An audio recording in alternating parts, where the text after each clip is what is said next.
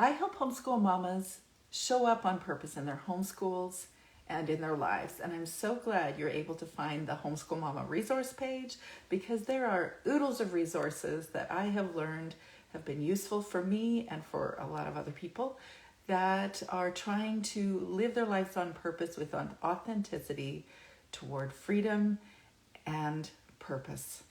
So here's a few things that you can access in the Homeschool Mama resource page.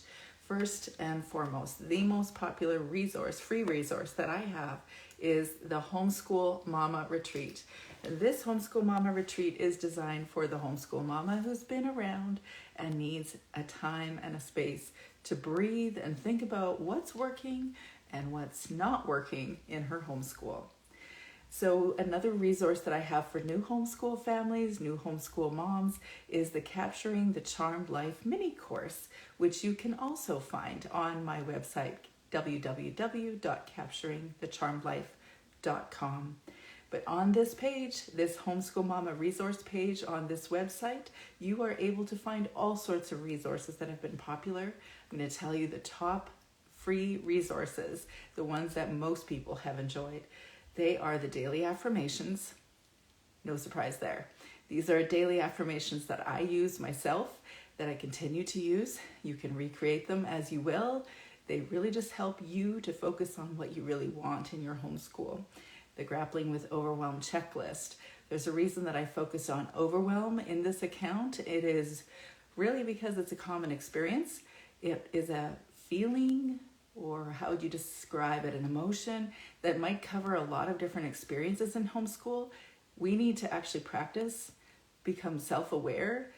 What is the thing that's making us feel overwhelmed? So the Grappling with Overwhelm Checklist will help you do that.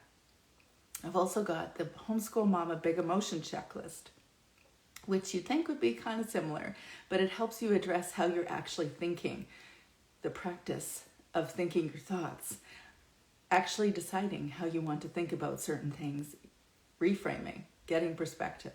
That's the Homeschool Mama Big Emotion Checklist. And the other really popular resource is the Homeschool Mama Reading List.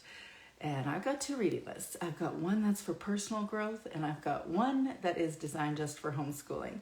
And dare I be really, somebody asked me not long ago, which book should I start with? And it's hard for me not to mention my own, because I know that if you get to know me in this book, you're going to learn that my story, the reason why I'm here, is because I got my own story as to why I didn't show up on purpose in the way that I wanted, and I wasn't living the way that I wanted or experiencing homeschooling the way that I wanted.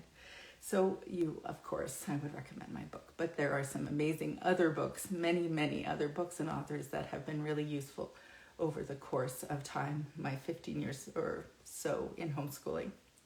So I've got paid resources as well. I've got a journaling workbook for big emotions, a journaling workbook for deschooling your homeschool, and a journaling workbook for grappling with overwhelm. And soon there will be a journaling workbook for dealing with boundaries and building boundaries in your homeschool.